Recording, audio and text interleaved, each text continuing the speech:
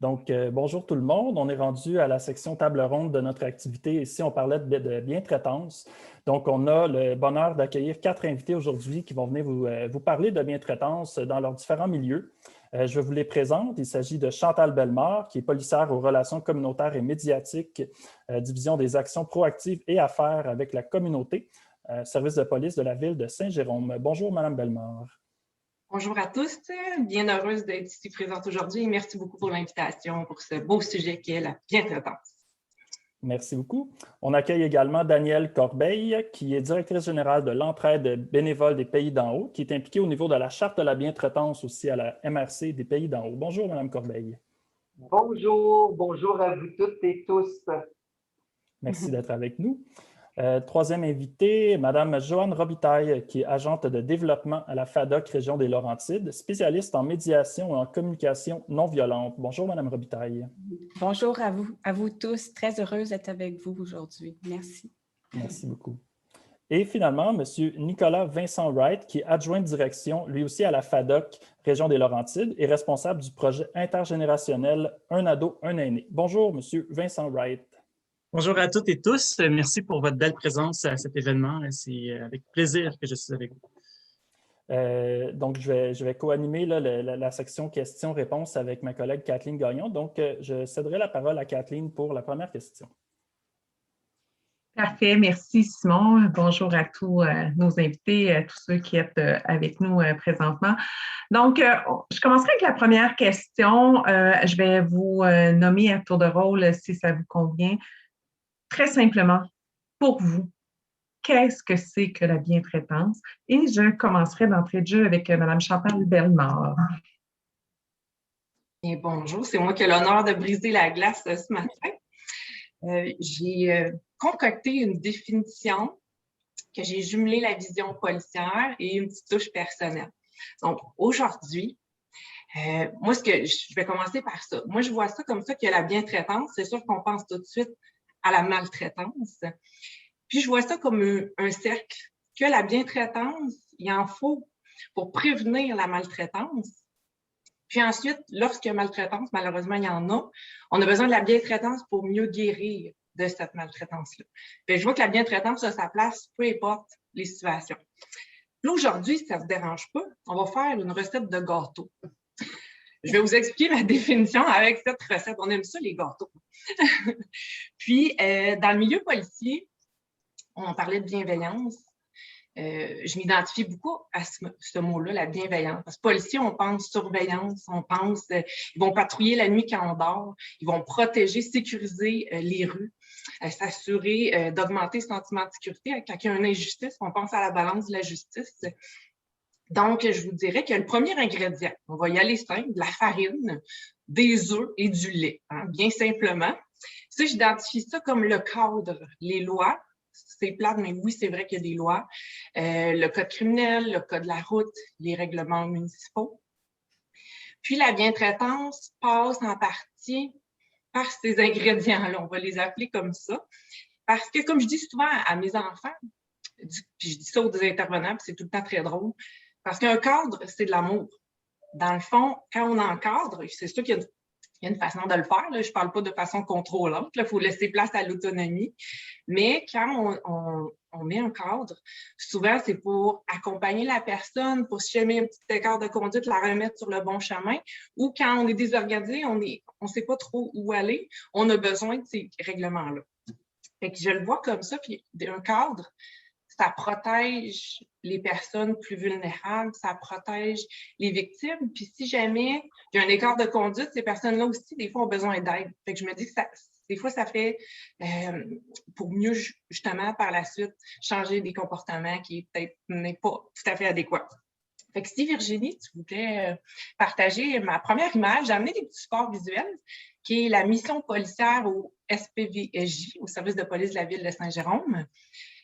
Cette mission-là, chaque policier, on a un carton qui est affiché au poste de police.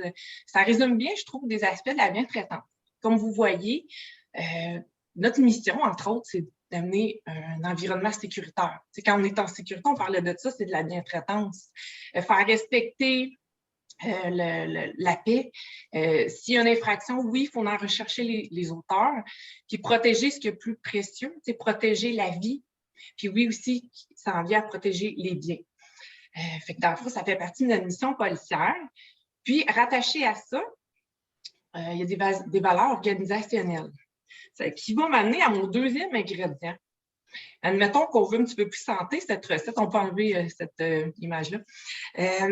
On va mettre de la farine de blé, hein, à la place de la farine normale, puis on va mettre du lait d'amande. Comme ça, c'est un petit peu plus riche. Hein. On va mettre de la chair autour de l'os. Donc là, on a notre cadre, mais quand les policiers, on applique un cadre, il y a aussi, ça fait partie des valeurs organisationnelles.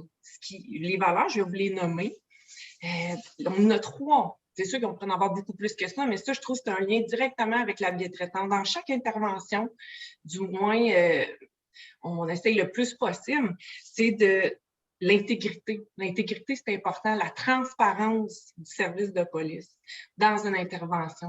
On devient neutre. Souvent, quand on arrive à une intervention, on dit « Moi, je ne suis pas là pour avoir un parti pris. Je prends des faits et je veux faire de la médiation. » Pour justement, oui, il y a un cadre de loi, mais on est transparent à travers ça. L'engagement, évidemment, s'investir dans nos interventions. Puis, le respect. Le respect, c'est tellement d'à propos partout, dans tous les sujets dans la vie, on peut dire, de tolérer, d'être tolérant et d'accepter toute différence. Le respect de la personne, la mettre au centre de l'intervention. Fait que niveau bientraitance, je pense à ça. Parce que souvent, l'image qu'on a d'un policier, c'est encore un stéréotype de « Ah, attention, si t'es trop tannant, il va venir t'arrêter » ou ah, « J'ai eu un ticket la semaine passée. » Souvent, c'est ce qu'on entend après ma barre.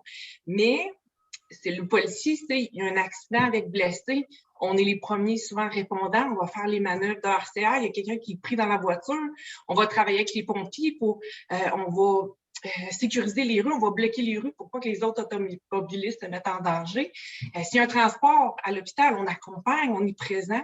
Puis ensuite, si quelqu'un a vécu un traumatisme, par rapport à un accident, il y a un traumatisme, on est présent pour la suite, on les soutient, on les accompagne au bon endroit. Fait que c'est ça la bientraitance qui m'amène, c'est encore dans mon deuxième ingrédient, c'est des bons ingrédients, c'est les 4 axes de la police communautaire. Ça, c'est quelque chose, pas tout le monde. Si on va le visualiser, là, Virginie, tu peux mettre aussi le tableau des 4 axes de la police communautaire. Ça va vous aider à comprendre comment les policiers, on est formés à l'École nationale de police du Québec dès nos jeunes moments en tant que policiers. À travers nos interventions, on y greffe ces 4 axes que vous voyez. Je vais le décortiquer un petit peu plus tard dans les autres questions, mais en attendant, je vous montre ça. Comme un des points, évidemment, c'est rapprochement envers le citoyen, prendre le temps de l'écouter. Aussi simple que je vais vous donner seulement un exemple, puis je vais vous expliquer ces points-là. C'est un appel, une dame qui m'a touchée. C'est un appel bien simple, c'était une prise de plainte, une introduction par effraction. Dans sa résidence, la dame demeurait avec son mari. J'arrive là, je me présente seule en tant que policière, je prends juste une plainte. Dans le fond, je m'en vais, j'écoute la personne, vous savez comment ça fonctionne, qu'est-ce que vous êtes fait voler, quand on fait un rapport de police pour donner aux assurances par la suite le numéro. Mais, je l'écoute, puis là, je la sens nerveuse, craintive. Tu sais, on pense des fois, on peut banaliser une introduction par effraction, ben voyons donc, il n'y a rien là, c'est juste une plainte. Non, dans le fond, il y a quelqu'un qui rentre dans notre espace, qui rentre chez nous, dans notre cocon qu'on sent en sécurité, qui a fouillé dans nos choses, dans nos tiroirs, c'est en envers. Peut-être qu'on avait des choses qui étaient tellement importantes qu'on avait toute notre vie qu'on s'est fait voler, des bagues de mariage. Puis la dame, ce qu'elle m'a dit, elle dit, écoutez, j'ai pris le temps de l'écouter, puis j'ai senti qu'il y avait quelque chose. Pas ça, je dis la bientraitance, c'est pas juste de prendre la plainte. Vision policière, c'est d'être à l'écoute de tout ce qui se passe autour. Elle dit, ça fait 3 fois que j'ai une introduction par effraction. Elle était anéantie. Elle dit, j'en dors plus, je suis nerveuse dès qu'il y a un bruit. J'ai peur qu'on rentre encore chez moi. Fait que si j'applique le tableau, je ne vais pas tout y aller en détail parce que c'est de longue haleine, ce tableau-là. Rapprochement du citoyen, j'ai pris le temps de l'écouter. Je me suis souciée. J'ai vu qu'il y avait quelque chose qui ne fonctionnait pas, qu'on ne se sentait pas bien. Partenariat envers d'autres institutions. On a un programme au service de police, on a des ententes. Les partenaires, c'est extrêmement important. Dans le fond, c'est qu'on fait le parallèle. On réfère beaucoup les gens, les policiers. Oui, on est dans l'action, on est dans la gestion de crise, mais quand je parlais d'accompagnement, ça me fait penser au logo de Mme Beauregard, vous avez vraiment raison.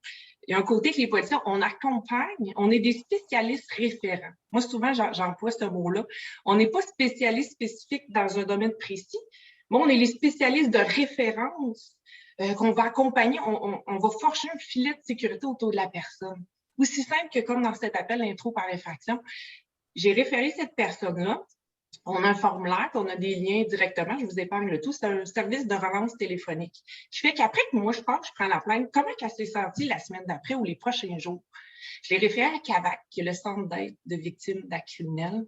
On peut le référer aussi au CIS, la maison d'Ariane d'hébergement pour femmes violentées. Plusieurs accros pour les hommes aussi qui ont des problèmes de colère. On les réfère à des organismes parce qu'ils ont besoin d'aide, comme je disais aussi. Avec la bientraitance, je trouve, c'est de se soucier à travers notre tableau. Moi, la vision policière, je le vois comme ça, pour aller en résolution de problèmes.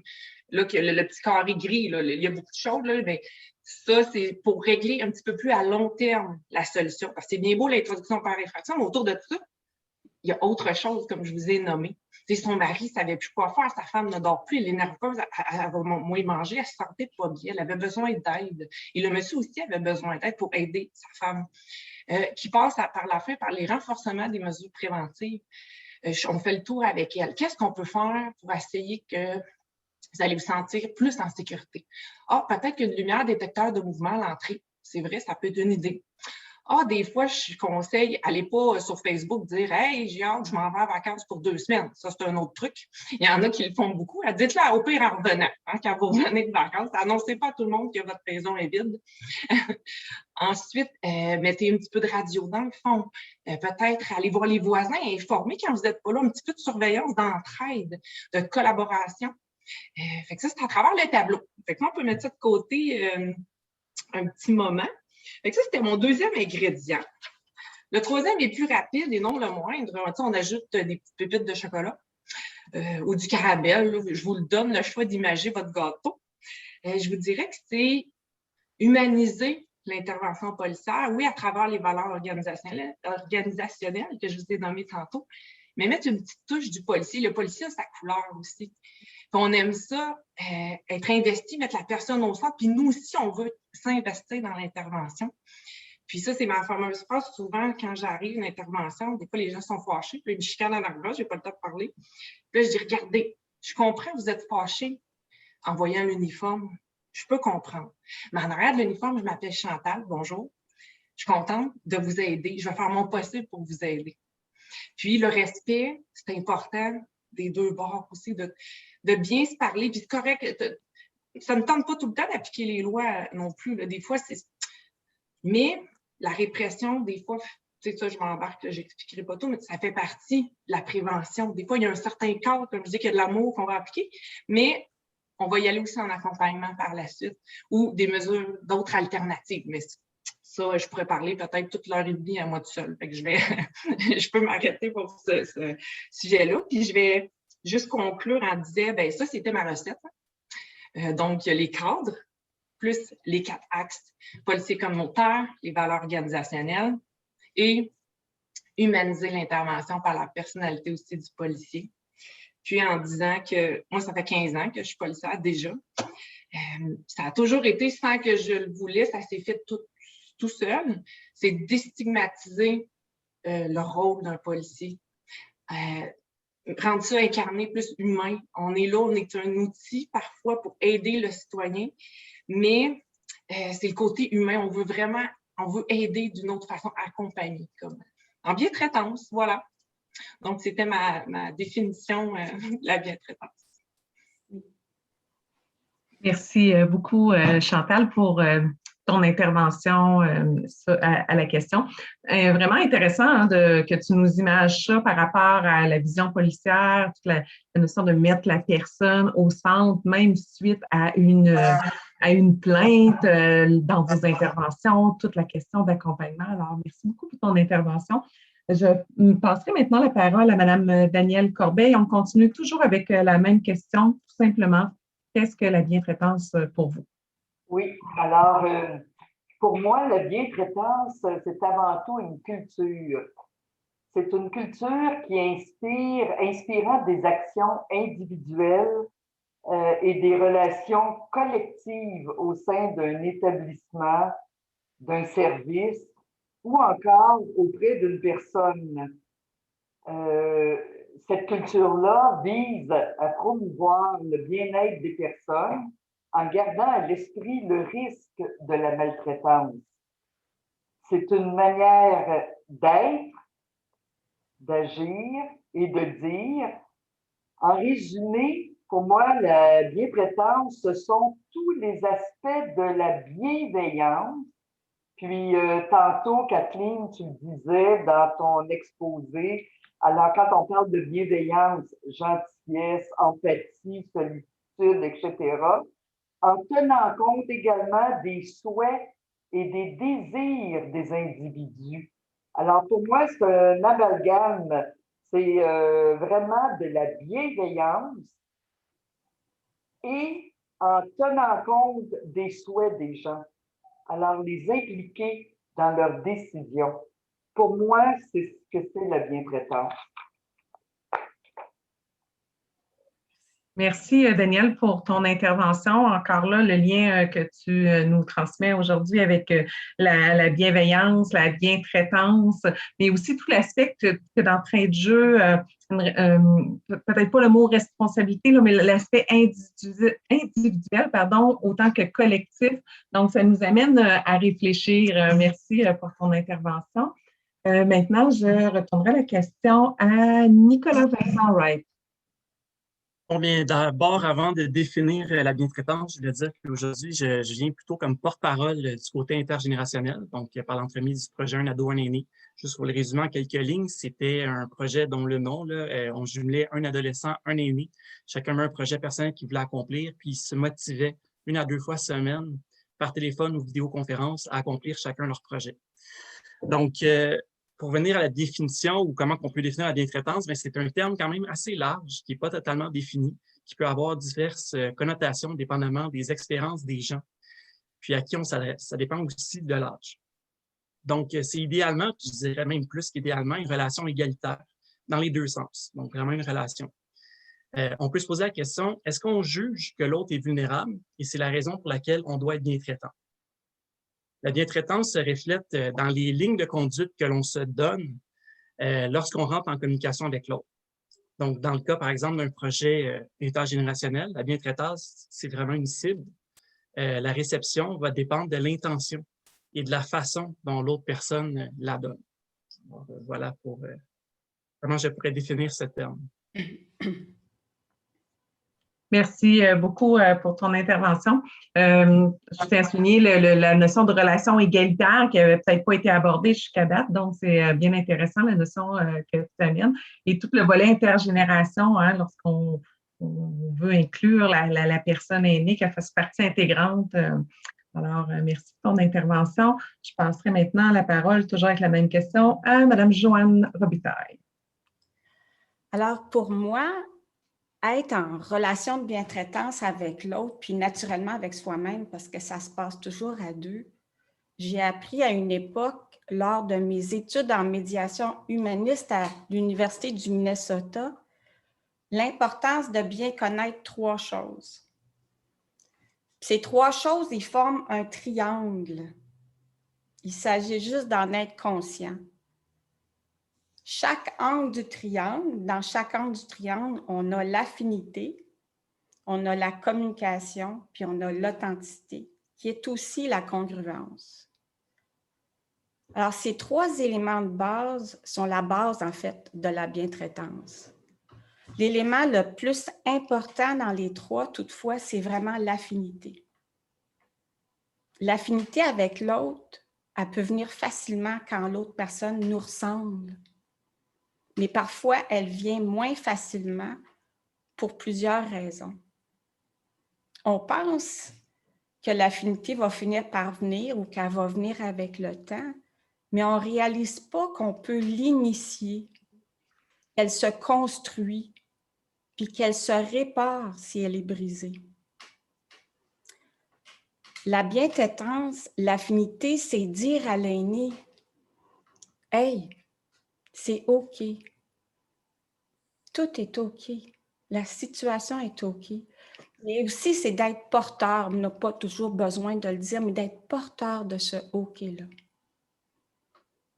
Certaines personnes sont naturellement habilitées à générer l'affinité. En même temps, tout le monde peut l'apprendre. Il suffit d'en avoir l'intention et de comprendre qu'une communication ne peut réellement pas très bien se faire s'il n'y a pas d'affinité. C'est pour ça que dans bien des cultures, au niveau des affaires, et quand on doit faire face à des situations difficiles, la tradition permet la détente, la relaxation. On sert un thé, on parle de la famille avant de s'asseoir pour régler ou faire des affaires. Parfois, les enfants d'aînés tentent de prendre en charge leurs parents en décidant pour eux. Ça coupe l'affinité parce que l'aîné n'a pas été consulté. Dans le cas de fragilité cognitive, il existe aussi d'autres moyens pour garder ce lien-là d'affinité. Parfois aussi, ce qui se passe entre l'aîné et son enfant, c'est que l'aîné ne sent pas que son enfant est de son bord. Dans cette coupure d'affinité, la communication, la connexion échoue et tout le monde finit par être frustré. Pour moi, ce que la bientraitance et l'affinité veut vraiment dire, c'est un peu comme le logo que vous avez magnifiquement créé, Carmen. C'est « Hey, on est ensemble, on est ensemble ». Alors, c'est dire bonjour, c'est saluer, c'est écouter. Puis c'est pas juste écouter, mais c'est être réellement intéressé. C'est reconnaître. Tout ça, ça fait partie de l'affinité. Quand une relation va mal, on a besoin de contempler, juste pour voir le moment où il y a eu la coupure d'affinité. Puis quand on s'en rappelle, ça nous informe sur la stratégie pour corriger la situation puis restaurer l'affinité. C'est un vraiment beau projet que d'améliorer notre habileté d'affinité en décidant d'en être une source et en initiant des contacts de façon appropriée tout en respectant les limites. Pour maintenir la bientraitance et l'affinité, on a besoin de communication et d'authenticité. La communication, c'est vraiment le moyen qui permet à chacun de mieux se comprendre et de partager ce qu'il pense puis ce qu'il ressent. Maîtriser les bases d'une communication saine, c'est vraiment essentiel. La communication, elle peut être verbale ou non. Parfois, c'est bon de dire des choses, puis parfois, c'est peut-être mieux de rien dire. Alors, on peut comme faire un café, c'est une autre façon de communiquer, puis juste dans ce geste-là, ça valide la relation, puis ça maintient l'affinité. L'authenticité. L'authenticité, c'est la nature même de l'être humain. Quand on entend quelqu'un puis qu'on reconnaît son authenticité, on ouvre. Puis ça nous permet de reconnecter avec notre vraie nature. Puis on oublie momentanément celle que l'on croit être. La congruence, c'est une des formes de l'authenticité. C'est faire en sorte que les bottines suivent les babines. Ce que vous dites est ce que vous faites. Si vous dites que vous serez là à 10 heures, c'est d'être là à 10 heures. Puis cette authenticité et cette congruence maintiennent donc l'affinité et bien sûr la bientraitance. Mais au-delà du triangle, c'est de voir un être qui est là et qui n'a pas d'âge. C'est de voir la personne aînée au-delà de son apparence et de son corps. C'est seulement de cette façon qu'on peut vraiment prendre soin. Le vrai travail se situe dans notre connexion, d'en voir réellement l'autre. Attends un petit peu, là, je perds mon fil. D'en apprendre comment faire cela, parce que c'est un art. Tout le monde peut l'apprendre. C'est tellement important de rencontrer l'autre là où il est. Certaines personnes aînées peuvent parfois être amères, fermées. D'autres vivent des deuils. La bientraitance, c'est permettre tout ça. Être témoin de leur perte, de leur souffrance, puis juste offrir cela, c'est plus grand que juste tenter de les comprendre. Merci. Merci, Joanne, pour ton intervention. Merci aussi pour l'image du triangle qui nous amène beaucoup de réflexions aussi. Je retiens le mot au niveau de l'affinité, que tu transmets un message que ça se construit, que c'est possible. Alors, faut oser développer ces aspects-là. Et le mot être. Hein, simplement être, mais aussi qu'on est devant des êtres complets qui ont une histoire et des capacités, un potentiel et qui vivent ici maintenant différentes situations. Merci beaucoup pour ton intervention. Simon, maintenant, si tu veux bien, je te passerai la parole pour la prochaine question. Oui, certainement.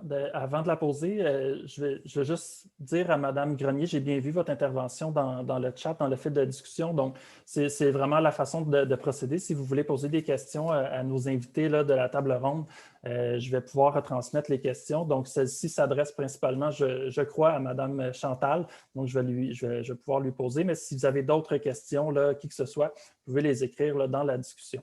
Je voudrais revenir avec Joanne, peut-être faire du pouce sur ce que vous venez de mentionner par rapport au triangle. Je trouve ça super intéressant au niveau de l'affinité, de la communication et tout ça. Ce serait quoi, une fois qu'on s'entend là-dessus, sur ce triangle-là, quels sont, selon vous, les avantages qu'on crée à mettre ce triangle-là, ces valeurs-là, ces façons de faire-là dans des pratiques de bientraitance? Ce serait quoi les avantages? Bien, le premier avantage qui me venait, c'est vraiment dans le choix du mot bientraitance.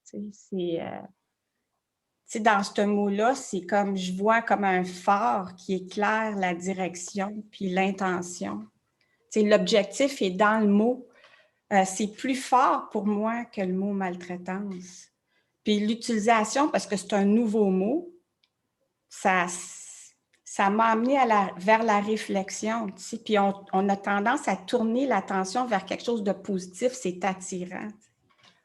Alors, le mot maltraitance, pour moi, reconnaît la problématique. Et le mot bientraitance, ça guide vers la solution et ça permet l'action. Alors, la médiatisation de la maltraitance a permis de lever le voile qui cachait une ombre de la société. Y ajouter la bientraitance, c'est amener la lumière et l'espérance d'un monde meilleur. C'est vraiment réhumaniser et ramener le cœur, le rapprochement, la confiance, la sécurité puis l'harmonie.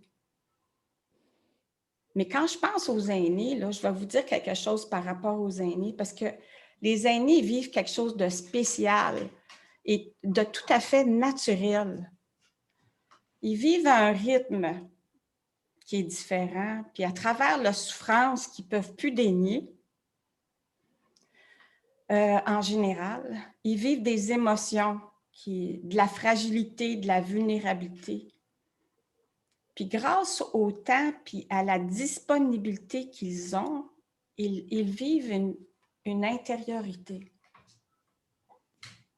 Ce qu'ils vivent, ce n'est pas toujours reconnu socialement.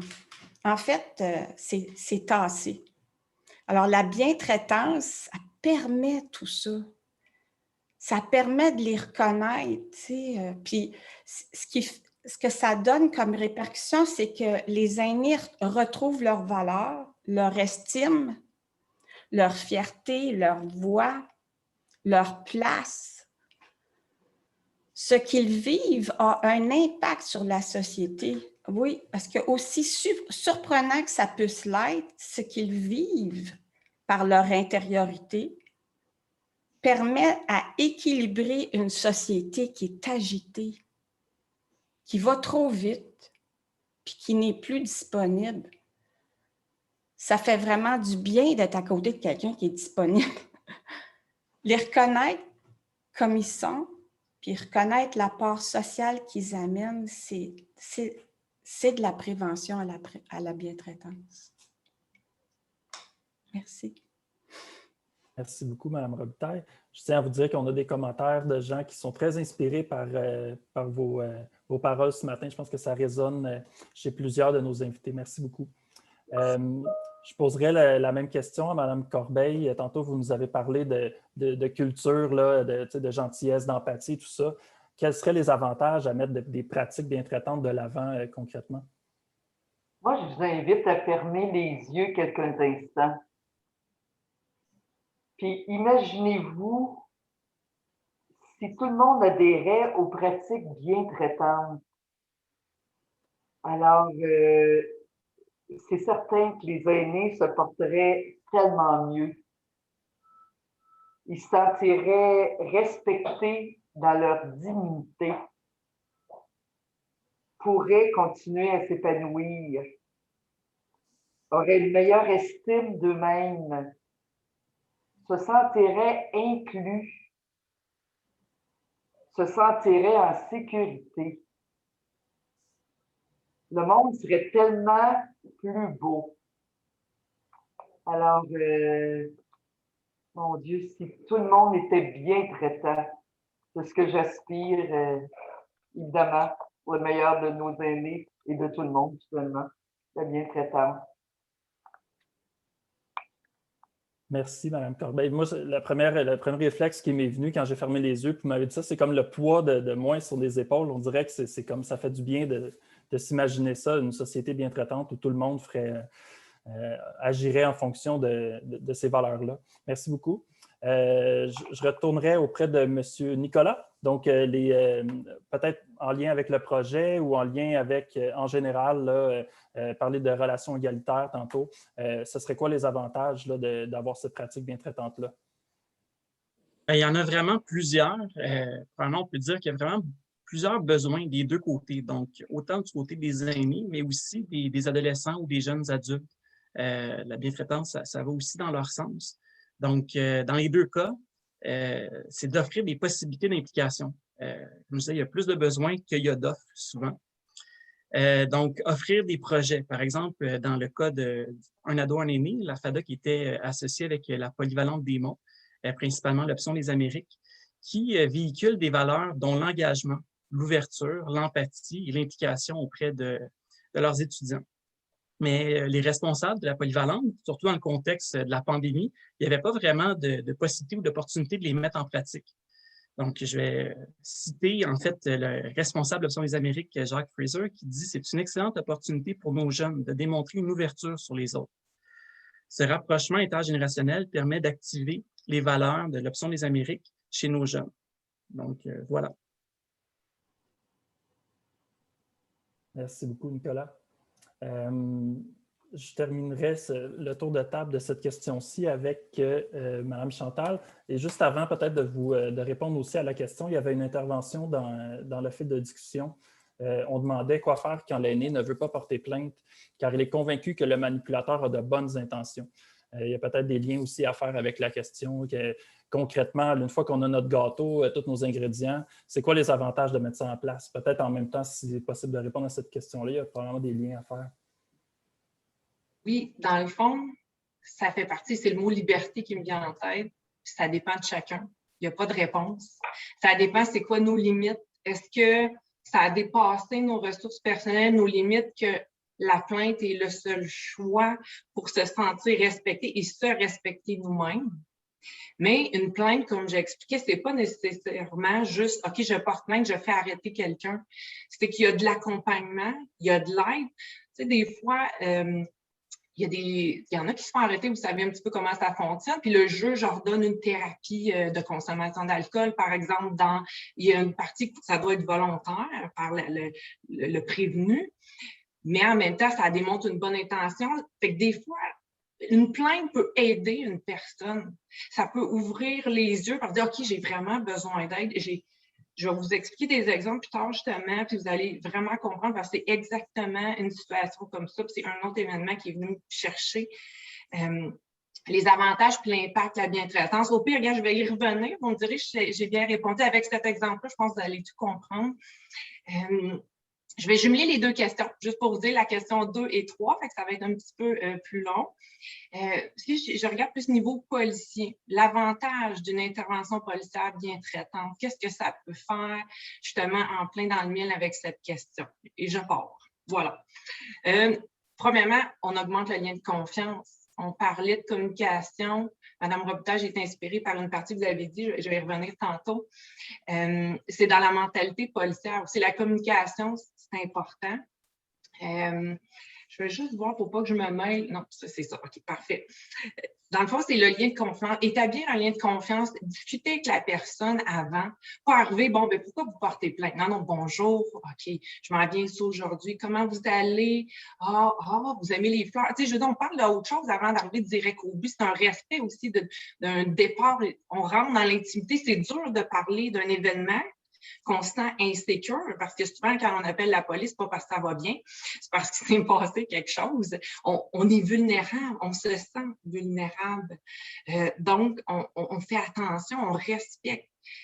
Oui, des fois, il y a des interventions d'urgence, on s'entend que des fois, ça va vite, mais à travers ça, il y a d'autres types d'interventions, puis on respecte le rythme de la personne pour justement pas trop être invasif, parce qu'on veut y amener de l'aide. Fait qu'il faut voir comment on peut aider cette personne-là. C'est-tu en écoutant, en prenant... des fois, il y en a qui aiment mieux qu'on invite, ça dépend, mais ça, il faut vraiment apprendre à lire les gens pour essayer de comprendre comment on peut intervenir. Fait que je dirais que l'avantage, l'impact du tableau des 4 axes policiers communautaires, c'est d'établir un lien de confiance, puis que la personne qui a une belle expérience avec la police, elle va avoir tendance à rappeler quand elle va avoir besoin d'aide. C'est ça qu'on veut, ou on va avoir forgé un filet de sécurité. Elle est affiliée maintenant à un organisme qui a été référé. Le sentiment d'appartenance à cet organisme-là, on se sent bien, des personnes de confiance. On va demander conseil peut-être avant de prendre une action qui peut nous mettre en état de vulnérabilité puis se faire frauder à nouveau, ou ça, c'est un exemple comme ça. Fait que dans le fond, c'est d'avoir un lien de confiance, avoir les personnes de confiance à qui poser des questions, parce que souvent, la police, peu importe la police ou pas la police, il faut traiter les faits. Tu sais, des fois, on entend dire que, un oui-dire qu'on appelle. Si on se fie à tout ce que les gens disent, il faut se fier sur des faits. C'est pas parce que quelqu'un appelle et dit « Vous avez gagné un concours, c'est fantastique comme prix », puis qu'en plus, c'est marqué sur l'afficheur gouvernement. Il y a des choses qui falsifient, que c'est pas nécessairement le gouvernement qui appelle, c'est pas fiable. Fait qu'il faut toujours valider. Fait que je trouve qu'en ayant un lien de confiance plus profond, bien, ça fait qu'on va peut-être pas, j'ai un doute, je vais appeler ma personne de confiance à cause de l'intervention bien traitante. Il y en a plusieurs qui nous rappellent, ou même personnellement, on laisse notre carte. Il m'appelle moi, puis il dit « Hey, je vous ai vu la dernière fois, puis là, j'ai une question à vous demander. J'aimerais ça savoir. » Fait qu'on sert de référence aussi par la suite. Fait que je trouve que c'est l'impact premier. Ça amène un ancrage, dans le fond, de comment faire pour renforcer les mesures préventives, puis mieux se protéger. Parce que j'aime ça amener ça. Attends, je vais parler pour l'instant, peut-être Virginie, c'est la pyramide de Maslow. Je fais un lien étroit avec la police, la pyramide de Maslow. Il y en a plusieurs qui la connaissent. On a une pyramide à la base, parce que je me suis mis à regarder cette pyramide, puis je trouvais que les policiers, niveau intervention, on touche quasiment à tous les paliers. Puis ça, je trouve que c'est l'impact de la bientraitance niveau intervention. On touche directement aux besoins essentiels d'un être humain, que ce soit psychologique ou physique. Si on parle des besoins physiologiques, qui est le sommeil, manger, mon Dieu, j'en oublie, mais bref, se loger, c'est ça. Quelqu'un qui, comme juste vite comme ça, qui a une chicane dans la nuit, finalement, bon, ben, j'ai nulle part où dormir. Bien là, puis les policiers interviennent, c'est sûr, la sécurité, hein, le palier 4 qui a besoin de sécurité. Mais après, où qu'elle va dormir, cette personne-là, qu'elle va se sentir bien. On réfère à des organismes, les maisons d'hébergement de femmes violentées. S'il se passe une situation, on va-t-il la laisser dormir dans la rue? Non, on va intervenir, on va l'accompagner. On ne va pas lui dire appelle la ressource, on va en faire plus même que ça. Pour la fin, les banques alimentaires. Puis, souvent, avec les sous, c'est de plus en plus difficile. Puis, je sais que les aînés, il y a une partie que je sais que niveau rente, c'est pas évident. Niveau sous, des fois, il faut faire appel aux banques alimentaires, puis on n'a pas à avoir honte. Puis autant niveau étudiant, j'ai été surpris comment ça a l'air que les étudiants, c'est aussi l'autre extrême qui ont besoin des banques alimentaires parce qu'on n'a pas de sous quand on commence dans la vie. Fait que ça fait que je trouve qu'on touche directement à besoin de sécurité. Je n'ai pas besoin de vous le dire. Hein. Ça, c'est facile. On diminue l'anxiété. On répond à un besoin de protection. Besoin d'appartenance, estime et s'accomplir. C'est par notre travail de référence. Notre travail dont on est présent, on vous écoute, on vous accepte, on vous inclut dans la communauté. Fait que ça, tout, je n'irai pas tout en détail, mais je trouve qu'on touche un petit peu à tout ce qui est... On se sent plus vulnérable quand on appelle la police. Puis même, je vais vous énumérer brièvement des appels qui ont un impact de la bientraitance. Puis ça me fait penser au kiosque des aînés. Chaque année, des fois, il y a un kiosque des aînés. On est plusieurs organismes qu'on présente nos services. On est disponible à répondre aux questions. Puis ça, il y a une dame qui est venue me voir une année. Puis là, je faisais de la prévention au kiosque. Je suis là toute la journée. Elle est venue me voir, puis elle m'a fait confiance. Puis c'est ça qui est important. Puis elle m'a dit, puis elle avait honte, elle se sentait mal, elle regardait par terre, elle dit, je viens de me rendre compte, ça fait plusieurs années, les arnaques amoureuses, justement, le lien de confiance. Un monsieur qui faussement tombe en amour sur Internet, là, t'es en urgence, j'ai besoin d'argent, on envoie de l'argent parce qu'on fait confiance, puis on est vulnérable, puis on fait confiance à cette personne-là, on se fait prendre, dans le fond. Puis là, elle m'a envoyé ça, puis là, finalement, elle finit par me dire, j'ai donné en tout au moins 15 000 $. Elle dit, j'ai plus d'argent. Et là, ça me fait toujours quelque chose parce que c'est pas jugement. Je trouve l'impact aussi, c'est qu'on juge pas. La dame, je trouve ça magnifique parce que malgré cette honte-là, puis j'associe pas ça aux aînés, mais des fois, on est fiers, hein? On veut pas, on est gêné. Elle dit, je suis gênée de vous le dire, le montant. Mais je dis, vous n'avez pas à être gêné, puis au contraire, c'est important. Puis je suis contente de vous en rendre compte parce qu'il faut arrêter ça. Puis des fois, ça ne veut pas dire qu'on va réussir du premier coup, hein, parce qu'on dit tout à l'heure, la rechute fait partie de la réhabilitation, hein, dans n'importe quel sujet, là. Mais elle a fait le premier pas de venir me voir. Puis ça, c'est important parce que j'étais disponible, j'étais là. Elle a eu confiance. Fait que ça, c'est un impact, puis ça amène à des dévoilements. Puis justement, avec Virginie, intervenante de la FADOC, et j'ai vu que Marie-Paul était présente. Bonjour, Marie-Paul. Une intervenante de la FADOC avec qui je co-animais. Ben, elle était la maître de l'animation, puis je venais avec elle pour co-animer ensemble. C'est un beau partenariat précieux pour le service de police. Comme par exemple... il y avait des conférences sur le sujet d'intimidation directement dans une résidence personne âgée. Fait que ça, c'est un autre impact. On est disponible. On parle d'un sujet quand même, vulnérabilité, on sent mal, sentiment de sécurité baisse, hein? Parce qu'il y en a de l'intimidation, oui, dans les centres, dans les résidences, comme partout dans les écoles. Il y en a dans tout centre. Puis l'intimidation, on a vu la pyramide de Maslow, ça touche directement notre sentiment de sécurité. Puis moi, ce qui fait que je trouve l'impact, c'est souvent après, il y en a qui viennent me voir, est-ce que je peux vous parler en privé, Madame Chantal? J'ai dit oui. Puis ils me dévoilent une situation, puis ils sont gênés. Puis moi, c'est tout le temps le point touchant, peu importe l'intervention. Souvent, les gens me parlent comme ça.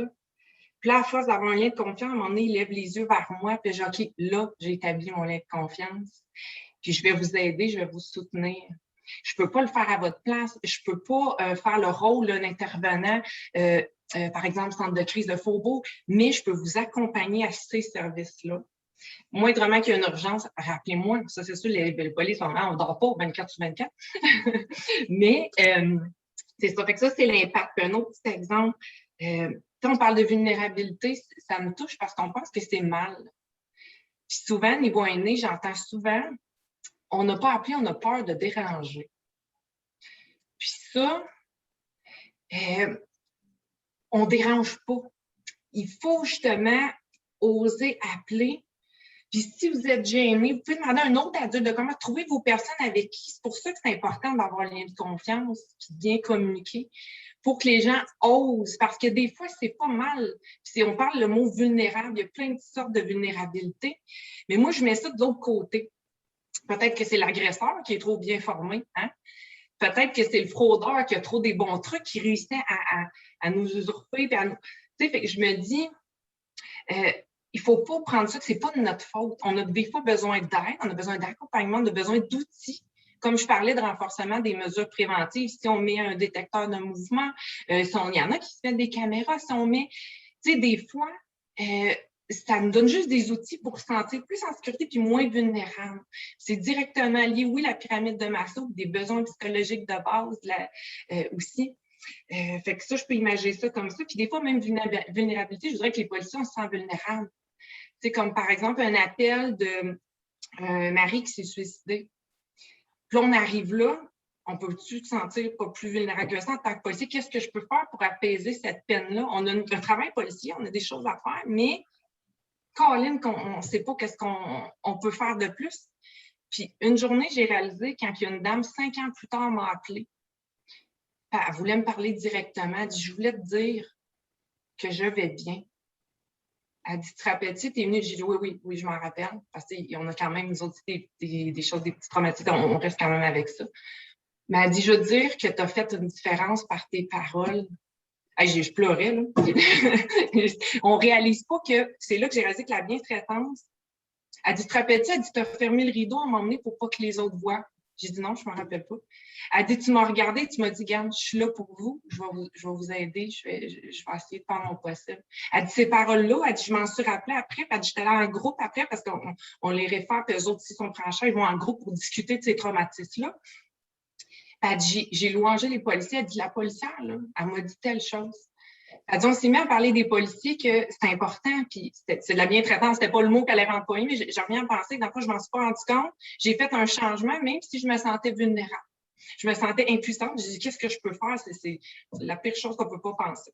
Fait que dans le fond, c'est pour expliquer, puis pour répondre à la question, je peux conclure. J'ai une autre dame qui était venue, environ 80 ans, avait son sac à main, je me rappelle encore, elle était venue avec sa fille, elle vient au poste. Elle tient son sac à main, elle me regarde pas dans les yeux, elle avait honte, elle se sentait mal. Elle dit, je sais pas quoi faire, peut-être qu'il faut que je porte plainte contre mon fils. Là, la fille aide un peu. Mais moi, dans ce temps-là, on parlait de me dire la personne au centre, ça soit parent versus enfant. Là, fille aînée, je dis, c'est pas méchant, mais il faut que je parle à votre mère, parce que j'ai besoin de ces mots à elle.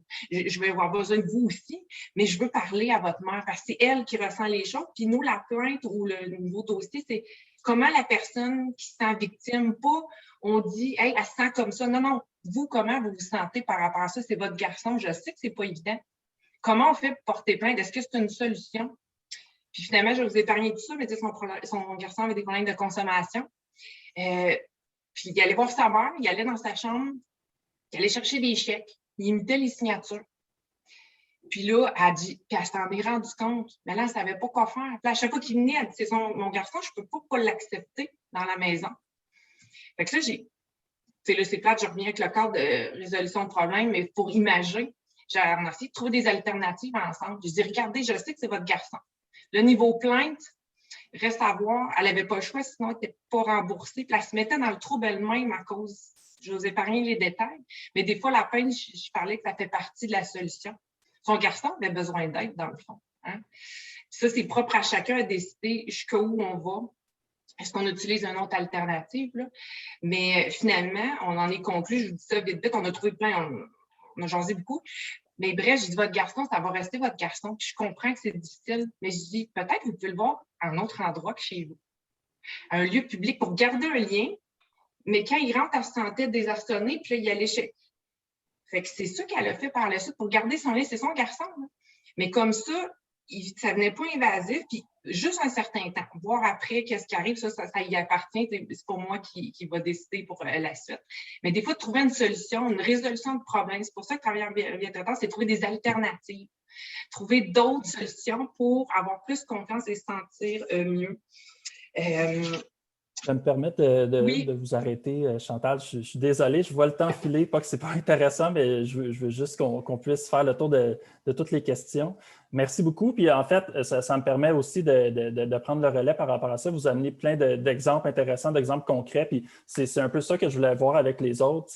Si vous avez aussi des exemples dans vos milieux concrets, moi j'aime toujours ça avoir des petites histoires comme ça, comme Chantal vient de nous conter. Je pense qu'il y a aussi beaucoup de liens à faire avec le concept. Là, tantôt, on parlait de l'affinité, de l'importance du lien avec l'autre, de la communication là, que Mme Robitaille avait mentionné. Je pense qu'au niveau policier, c'est ce qui ressort de vos exemples. Mais je serais intéressé de voir avec les autres des exemples qui ont vécu là, dans leur milieu, commençant peut-être par Nicolas. Bien, il y en a plusieurs impacts là, du côté intergénérationnel. En fait, je vais vous livrer quelques témoignages de la part d'adolescents et d'aînés.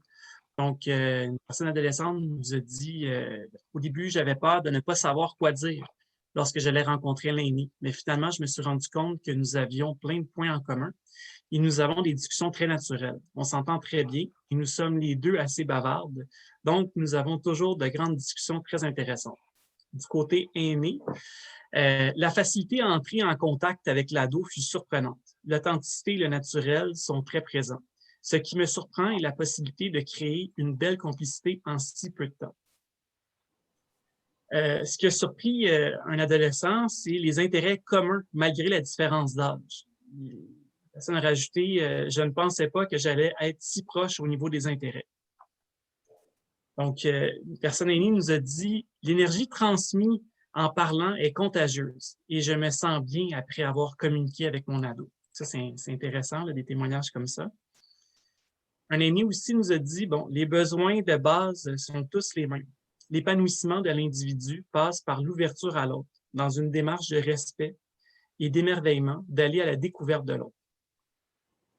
Donc, comme vous entendez, ce sont vraiment des relations qui se bâtissent et de l'aide qui va dans les deux sens, où chacun amène quelque chose, son ingrédient personnel, ses forces.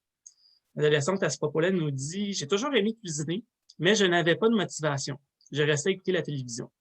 Mon projet est de cuisiner à chaque semaine. La personne aînée m'aide à trouver des alternatives santé, mais quand même très bonnes. En retour, je l'aide à faire un projet vidéo. C'est vraiment, les deux peuvent s'aider et tout, ils se sentent utiles. Donc, on le voit, les besoins sont vraiment présents des deux côtés. Puis, je voudrais terminer par un témoignage du responsable de l'Option des Amériques de la Polyvalente des Monts, qui dit « C'est un projet permettant un rapprochement harmonieux et empathique entre jeunes et aînés. Bien sûr, la bienveillance et les encouragements des aînés font que les projets de nos jeunes puissent se concrétiser. Les ados ont besoin d'encouragement dans leur quotidien. » C'est intéressant parce que les aînés ont des besoins, les adolescents, jeunes adultes aussi. Donc, quand ils peuvent s'entraider, ça fait des beaux résultats. Voilà. Merci beaucoup. Merci, Nicolas. Je relance maintenant la question pour avoir des exemples concrets dans vos milieux respectifs de bientraitance à Mme Danielle. Oui, alors, bien sûr, nous, pour ceux et celles qui connaissent l'entraide bénévole des Pays d'en haut, nous sommes un centre d'action bénévole d'admission et de favoriser le mieux-être des personnes en perte d'autonomie physique, psychologique ou sociale, permanente ou temporaire, vivant à domicile ou en résidence privée. Alors, c'est bien sûr que pour nous, c'est primordial de prôner la bientraitance des personnes aînées. Alors, ce qui fait qu'ils se sentent du même coup sécurisés, supportés, respectés. Nous sommes très rigoureux sur cet aspect et puis on a d'ailleurs remercié 2 bénévoles sans hésiter au cours de la dernière année en raison du non-respect de la bientraitance. Alors, notre responsabilité va jusque-là, bien sûr. Nous sommes fiers aussi d'avoir été le premier organisme à signer la charte de bientraitance et nous avons adhéré au programme IPMAV il y a 5 ans, ce qui fait que nous avons des intervenants de milieux pour aînés vulnérables qui, jour après jour, repèrent, interviennent, informent, dirigent et accompagne les aînés vers nos services ou ceux d'autres organismes. Nous avons d'ailleurs formé notre brigade de plus de 265 bénévoles, de sorte à en faire nos yeux et nos oreilles, afin de repérer les personnes à risque dans le cadre de leur fonction. Nos partenaires adhèrent également à notre demande. C'est la beauté de la chose. Nos bénéficiaires nous disent souvent à quel point ils se considèrent chanceux de pouvoir compter à la fois sur les services du CLSC et sur ceux de l'entraide bénévole. Fait que pour nous, c'est extraordinaire d'entendre ça et on y va, c'est bien certain, vers la bientraitance et on est sévère, je vous dirais, très rigoureux vers ça. C'est tolérance zéro s'il n'y a pas ça. Alors voilà. Merci beaucoup, Mme Danielle. Je passe la parole à Mme Joanne maintenant. Parfait. Moi, j'ai 2 projets que j'aimerais partager. Alors, le premier, c'est un projet vécu sur le territoire de La Rouge dans lequel j'ai œuvré. Alors, ce projet consistait à recruter des bénévoles pour faire des visites à domicile auprès d'aînés isolés. En à peine 9 mois, nous avons recruté 75 bénévoles et visité 200 aînés d'1 à 2 fois semaine, et ce pendant des années. Puis je vous dirais que la base du succès du recrutement puis de l'engagement des bénévoles, ça vient en premier lieu de cette intention de bientraitance, mais aussi de l'affinité, qui est vraiment à la base de toute connexion. Puis en deuxième lieu, c'est vraiment les rencontres qu'on faisait que je faisais avec les bénévoles. Je les rencontrais 1 fois aux 3 semaines, pendant des années. L'écoute, le soutien, les formations sur l'affinité, les formations sur la communication non violente, les formations sur l'empathie, l'auto-empathie, la clarification, la médiation ont permis à ce groupe d'œuvrer ensemble tout le long. Puis l'impact a été majeur parce que cette bientraitance a offert à 75 personnes aînées une place dans leur communauté, une impression d'être utile aux autres et la reconnaissance de leur talent, puis de leur disponibilité, puis de leur bon vouloir ont permis la transformation d'une collectivité, le ravivement d'une générosité sans pareil. Puis ça l'a offert à des aînés isolés un réconfort, une écoute, un soutien, une présence, un sentiment d'inclusion, une dignité, un retour à la vie. Il y a des détails là, que je pourrais aller loin là, dans tout ce qui a été offert. Là.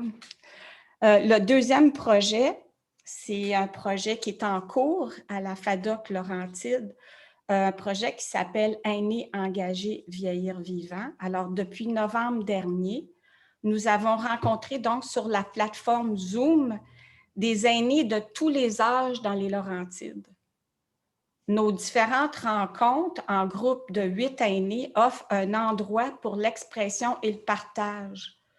Et grâce à une approche qui s'appelle Antidote Vie, nous avons appris à guider les aînés à la reconnexion de leur globalité, à leurs valeurs qui se sont éloignées de celles de la société de performance.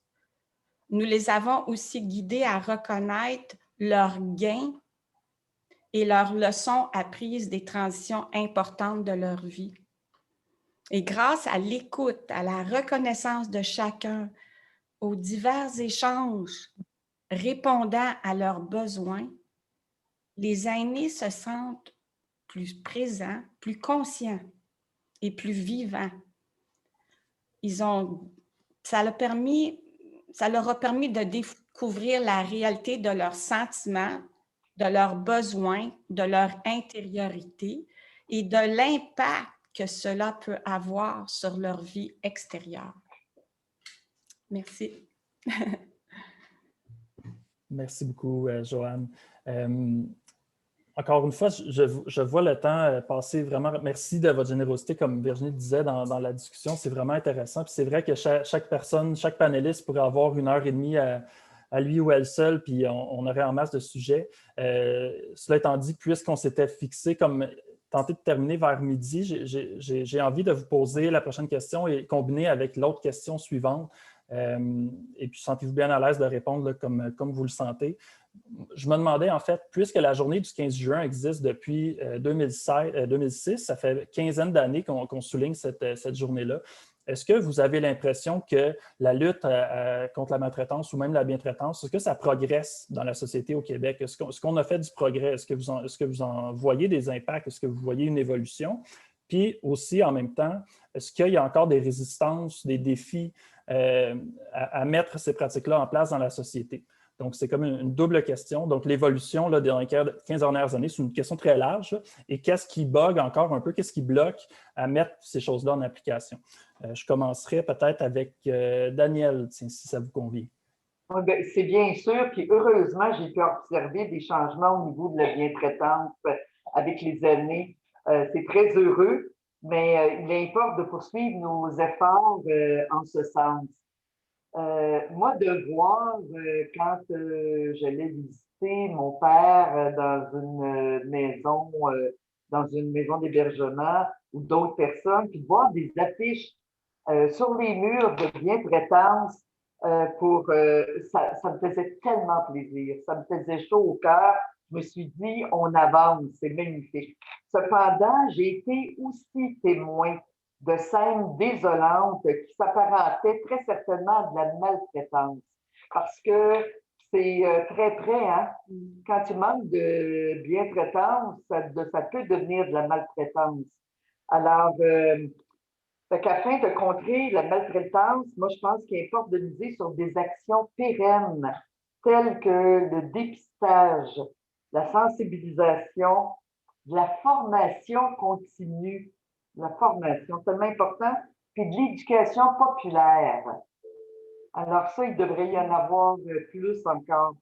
Au niveau parmi les principales causes de résistance, moi, je pense l'absence de culture de bientraitance, le manque récurrent de budget, y étant dédié, un surcroît de travail, parce que ça demande des fois un surcroît de travail pour les travailleurs dans les milieux, puis l'absence de mesures de contrôle de vigilance. Alors, il faudrait miser, entre autres, sur ces points. Merci beaucoup, Mme Daniel. Oui, effectivement, c'est des belles pistes de solutions. Souvent, c'est l'argent qui est le nerf de la guerre, mais ce n'est pas toujours le cas nécessairement. Il suffit d'être des fois créatif et de reprioriser ce qu'on veut mettre de l'avant comme société. Merci, Mme Daniel. Je poserai la question maintenant à Nicolas, si ça te convient. Oui, au niveau de l'évolution, il y en a quand même beaucoup. Les aînés ne sont plus pareils comme avant, c'est-à-dire qu'ils sont beaucoup plus actifs et pour plusieurs beaucoup plus longtemps aussi, en avançant en âge. Ils veulent des possibilités d'implication pour se sentir valorisés. Plusieurs aînés aussi ne se sentent pas aînés. Ça, c'est intéressant. Ils ne sentent pas qu'ils ont besoin d'aide ou d'être pris en charge. Si je peux faire un parallèle avec le projet intergénérationnel, en fait, une bonne partie des aînés pensaient que c'est eux qui allaient aider un adolescent, puis les adolescents aussi pensaient que c'est eux qui allaient peut-être plus aider un aîné. Puis au fil des rencontres, ils se sont rendus compte qu'ils se faisaient aussi beaucoup aider puis qu'ils avançaient dans leur projet grâce à ça. Donc, c'est intéressant, cette notion-là. Donc, c'est ça, les aînés veulent contribuer, aider à être pleinement actifs dans leur environnement, leur communauté. Donc, c'est important là, pour plusieurs de rester autonomes puis de sentir leur liberté. Il peut y avoir aussi une résistance à demander de l'aide. Si c'est présenté, par exemple, d'une autre façon, par exemple, un échange de services ou une relation aidant-aidant, bien, ça passe mieux. S'ils sentent qu'ils sont aidés sur certains points et qu'ils peuvent encore avoir un impact peut-être sur d'autres points, ça va aussi aider. Que ça soit vraiment un échange, une relation dans les deux sens. Ils sont plus enclins à accepter. Il faut que ça soit fait, bien sûr, avec respect, sans que l'aîné se sente rabaissé ou jugé par la démarche. Donc, la bientraitance, ça devrait être d'égal à égal. C'est une relation les deux font la relation, ce n'est pas unidirectionnel. Tout dépend de la personne et des intentions de la personne qui font des actions de bientraitance envers l'autre.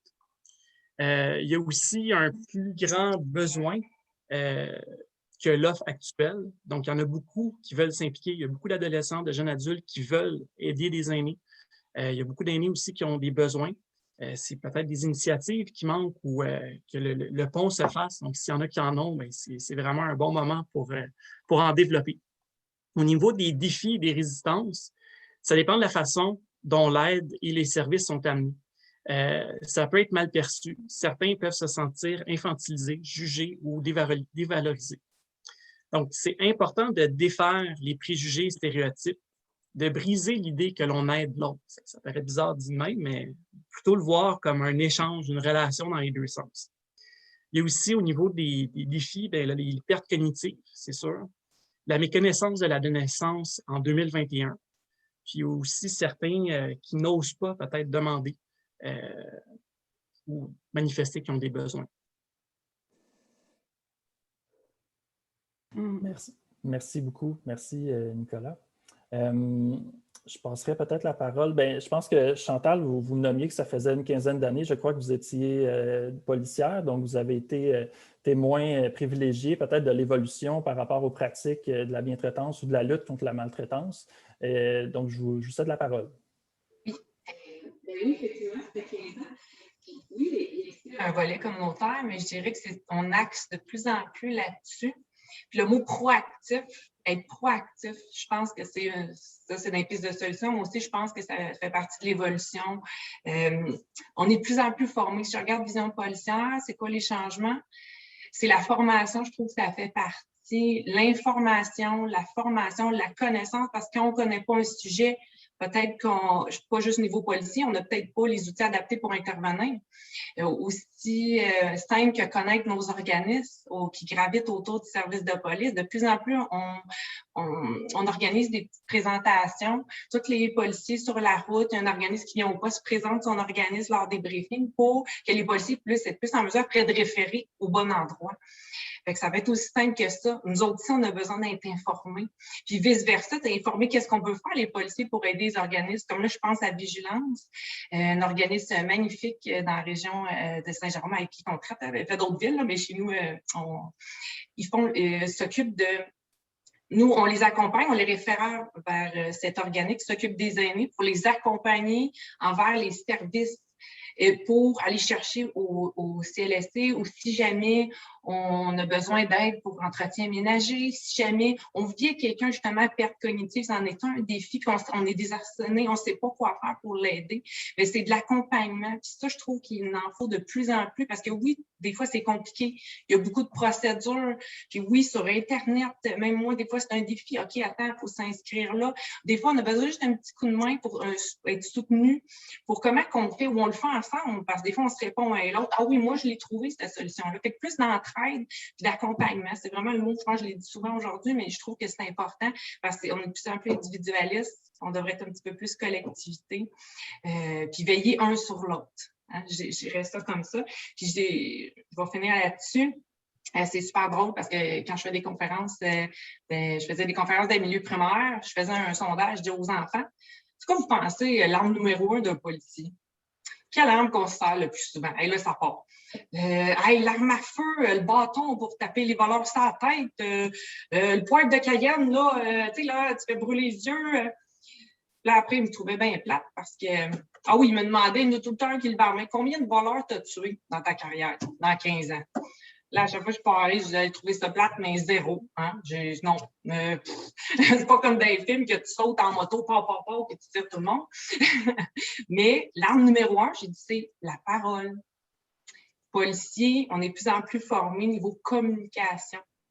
Parce que l'intervention, ça fait partie de la communication. Puis la dernière formation, justement, dans le dernier mois, 2 mois, c'est la désescalade pour des gestions de crise, pour les personnes aux prises avec des problèmes de santé mentale. Parce qu'on se doit de comprendre c'est quoi chacune des maladies. On n'a pas besoin d'être expert, mais de comprendre qu'est-ce qui vit comme réalité pour mieux intervenir puis amener notre soutien. Fait que je peux finir plus de formation, je dirais ça comme ça. Et la parole, voilà.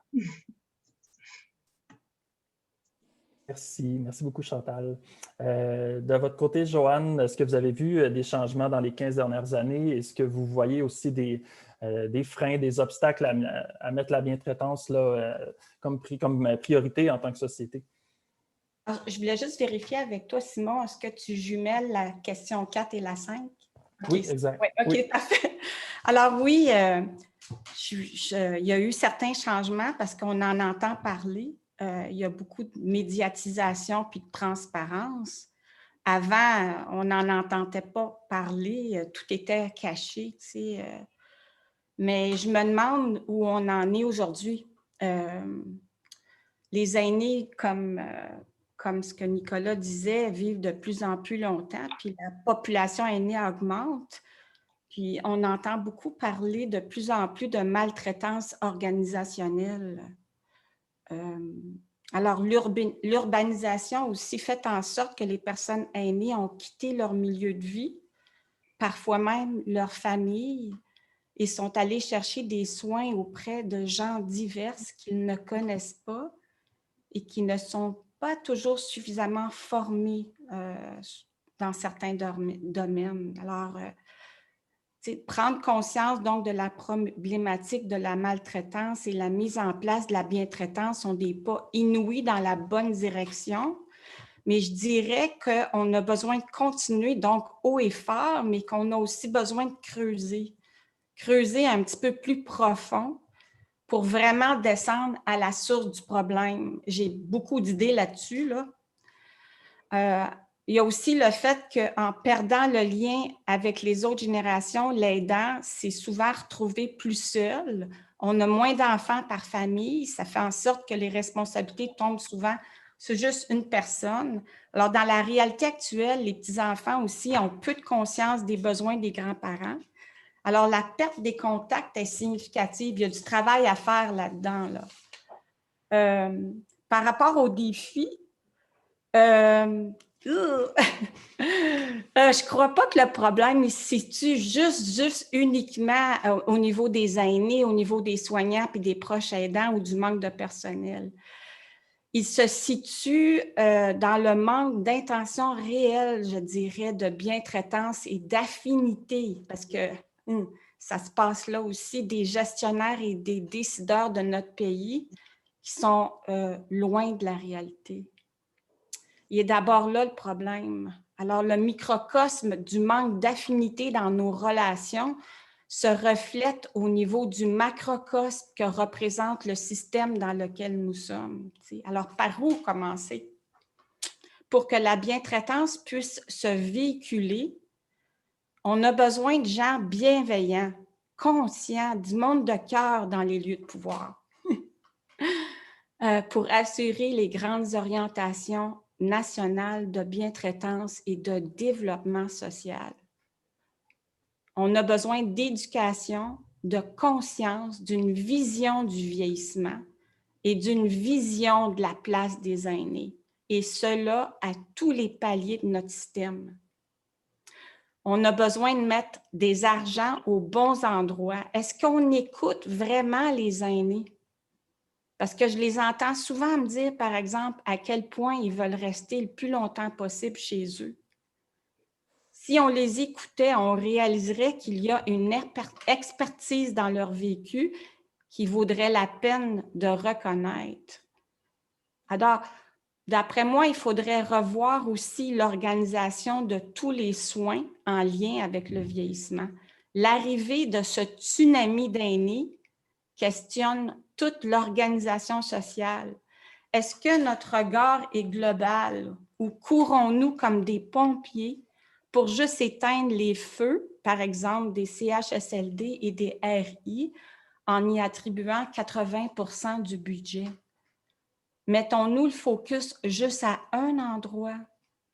Est-ce que l'accent est placé surtout sur la prévention et pas assez sur la promotion? En tout cas, c'est vaste, là, mais j'ai beaucoup d'idées.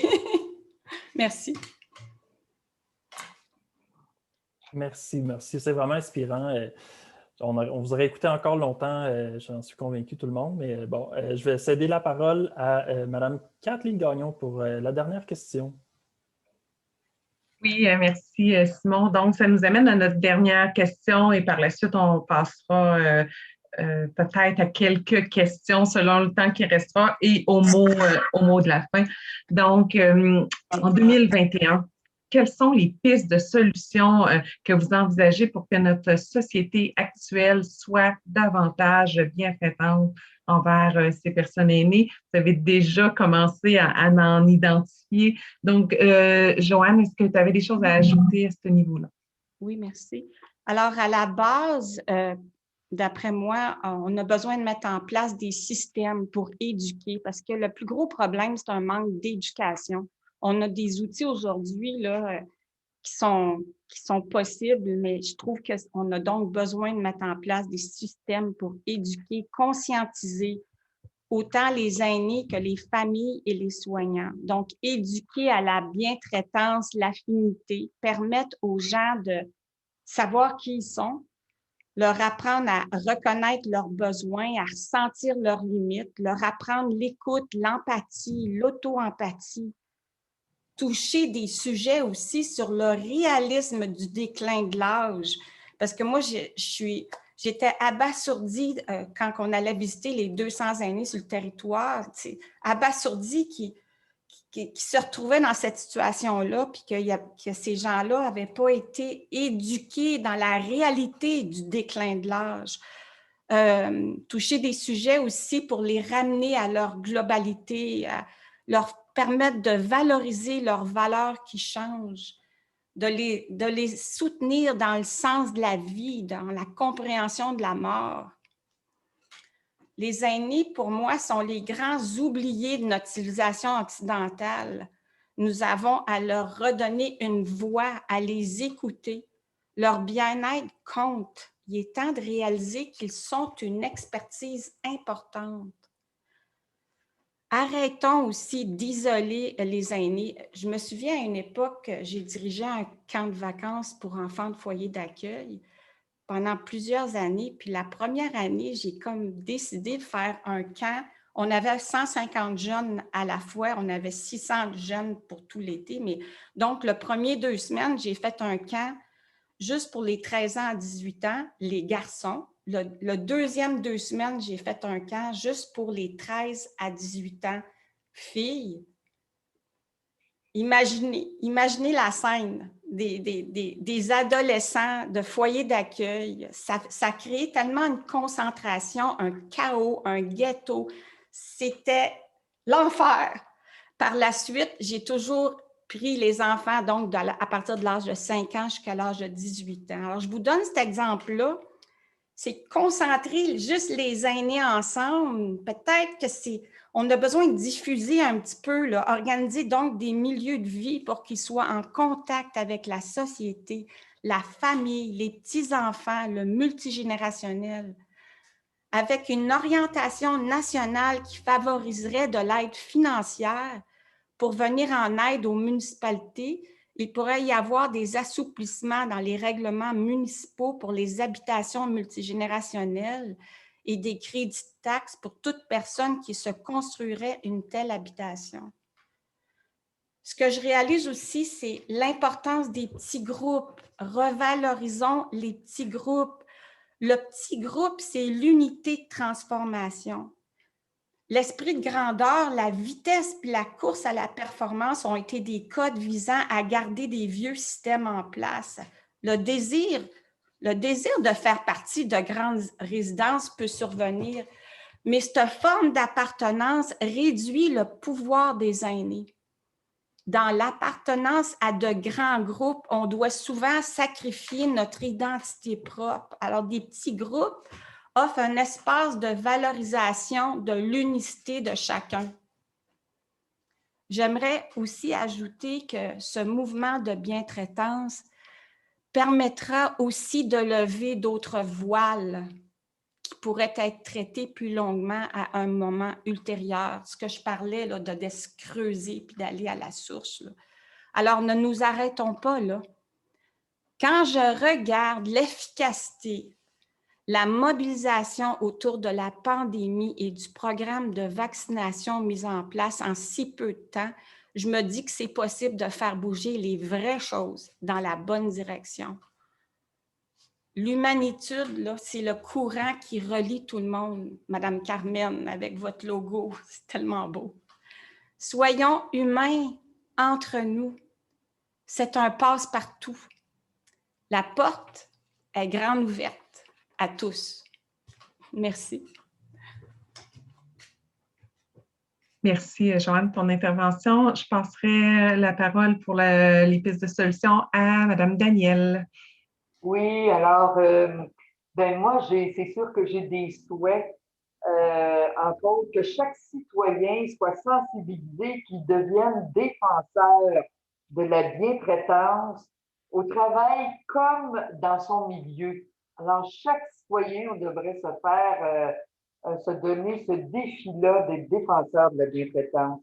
Que chaque organisation soit fière et s'enorgueillisse de se faire porteuse de cette culture de la bientraitance. Toutes les organisations. Piste de solution. Alors, rédaction d'un plan de réussite détaillé faisant l'objet d'un suivi serré. Et moi, je suis comme Joanne, je pense que, puis j'en ai parlé dernièrement, puis on voit toutes les belles choses qui se font présentement dans un temps record. Moi, je suis certaine qu'il peut y avoir une suite très intéressante dans ce domaine-là, là, avec peut-être les jeunes, le gouvernement qui est en place. On voit tout ce qui se fait et d'une façon assez rapide. Mise en place d'une campagne de sensibilisation annuelle. Ça, jamais lâcher ça, jamais laisser ça. Dans chaque organisation, nomination d'une personne responsable du suivi rigoureux des pratiques de bientraitance, de même que la tenue à jour au niveau des pratiques les plus prometteuses.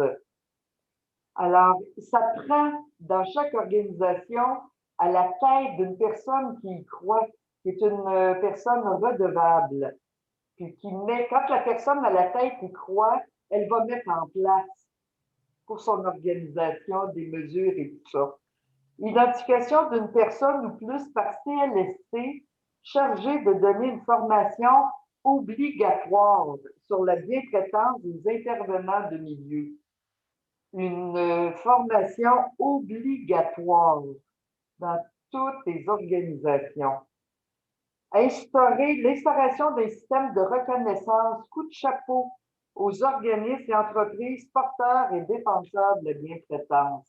Ça ne ferait pas de tort. Ça serait super positif. Alors, je vous remercie.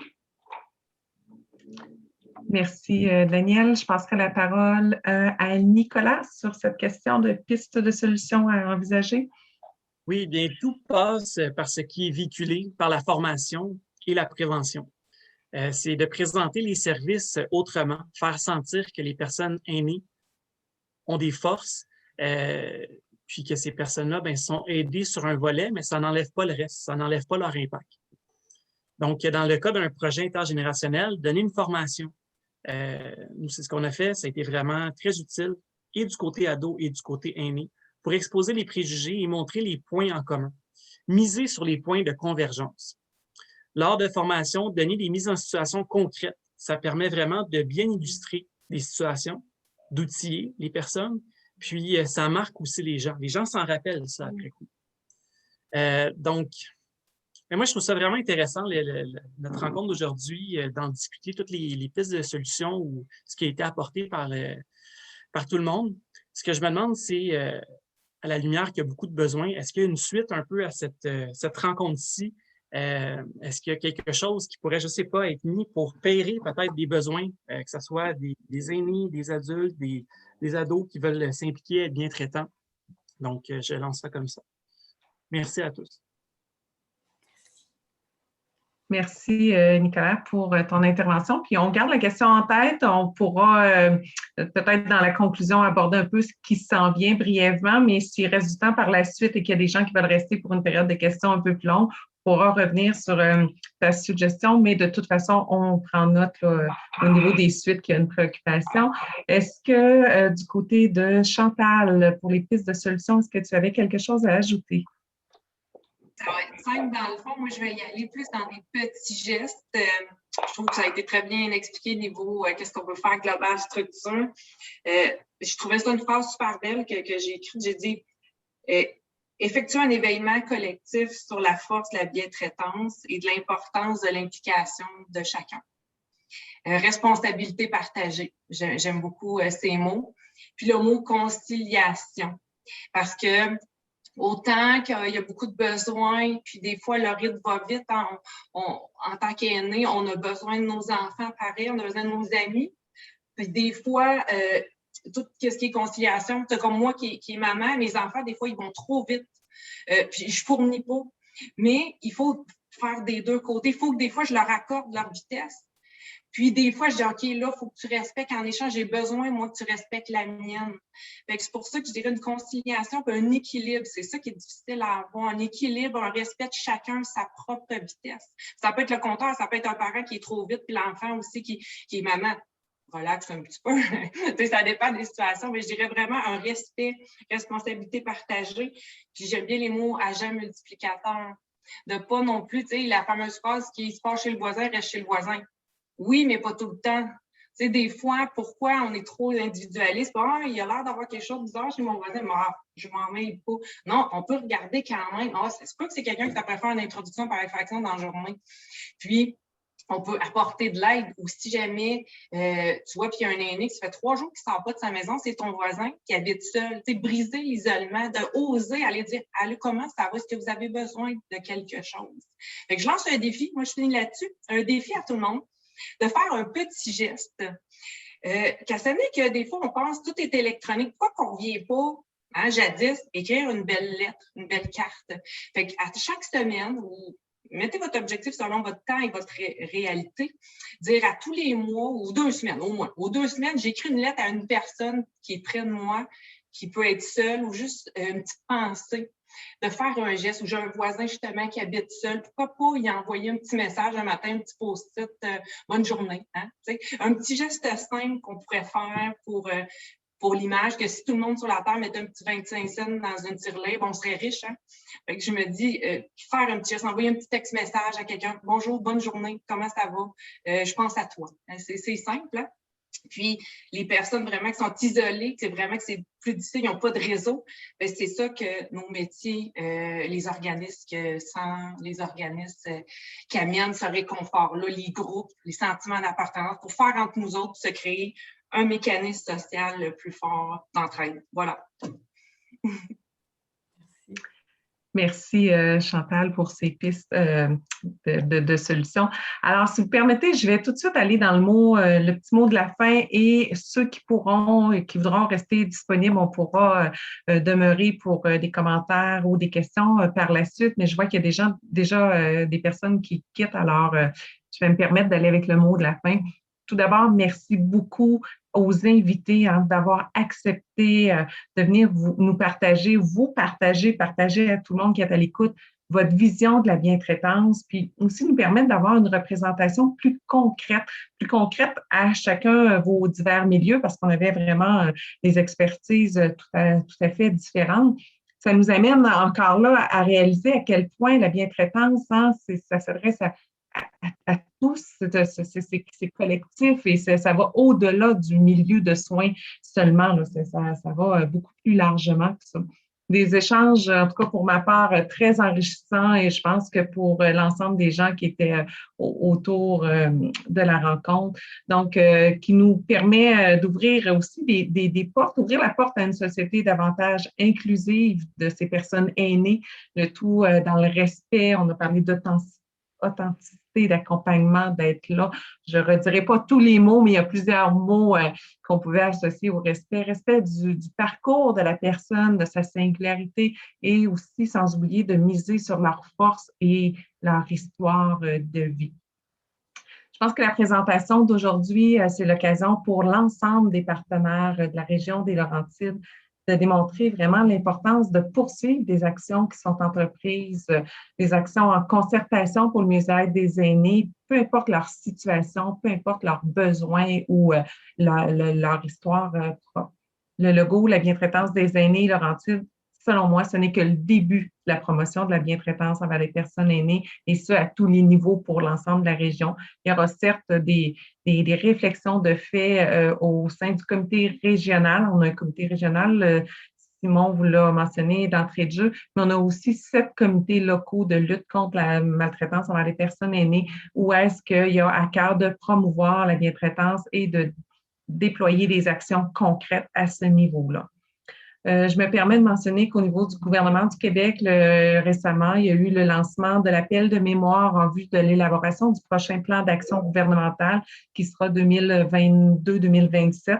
Et un des 4 thèmes proposés sur lesquels les organismes au niveau de la province, je n'ai pas le nombre, mais je crois qu'ils ont reçu plus de 145, là, en tout cas dans ces alentours-là, je n'ai pas le nombre mémoire, mais un des thèmes qui était proposé était entre autres la bientraitance.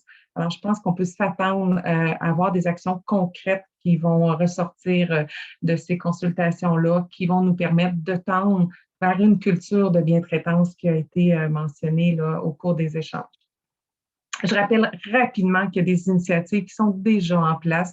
Madame Corbeil nous a parlé de la charte de bientraitance dans Pays d'en haut. Il y a aussi la charte de bientraitance dans la MRC Rivière-du-Nord et Nord de Mirabel qui est en place. Il y a l'avenue des maisons des aînés dans lesquelles l'aspect bientraitance, on veut se tourner vers une culture de bientraitance.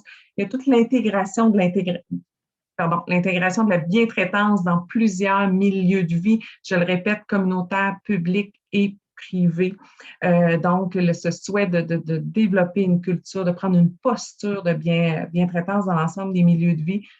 Petite parenthèse, dans la politique de soins et d'hébergement de longue durée, on fait référence aussi à la bientraitance. Donc, oui, on doit parler de maltraitance, on a la responsabilité de lutter contre la maltraitance, mais la promotion de la bientraitance, c'est vraiment une avenue là, prometteuse, si on veut.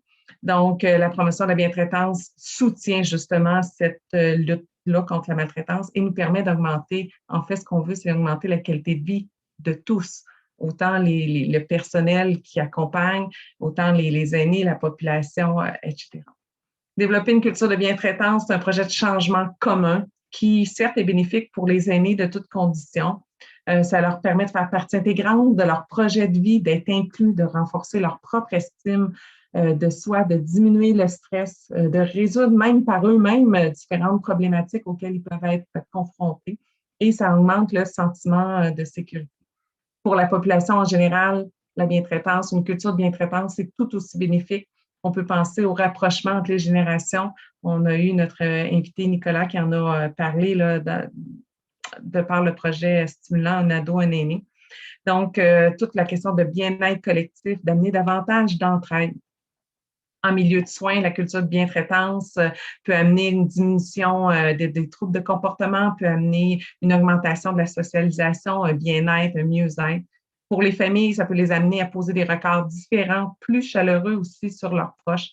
Chez le personnel, implanter une culture de bientraitance, ça valorise leur travail, ça leur donne une possibilité d'avoir une connaissance plus approfondie des résidents ou de la personne aînée qui accompagne ou qui côtoie et de ces diverses conditions. Moi, je pense qu'on ne se trompe pas en disant qu'une approche, une culture de bientraitance, c'est une approche gagnant-gagnant, pour dire ça dans ces mots-là. Alors, encore une fois, merci à tout le monde de vous être joints à nous dans le cadre de la Journée mondiale de lutte contre la maltraitance. Et j'abonde dans le sens de Chantal, pourquoi ne pas tous les jours autour de vous déployer des gestes de bientraitance envers vous, entre les aînés, envers les aînés que vous côtoyez dans la société en général. Prenez le temps de vous informer d'un aîné, d'apprendre à le connaître, juste d'être là pour lui dans le respect de ses choix et même de ses refus. Alors, merci. Et s'il y en a qui souhaitent rester, là, je pense que je m'avance au nom du comité, mais je pense qu'on peut prendre peut-être quelques commentaires ou quelques questions. Je ne sais pas, Simon, de ton côté, est-ce que tu avais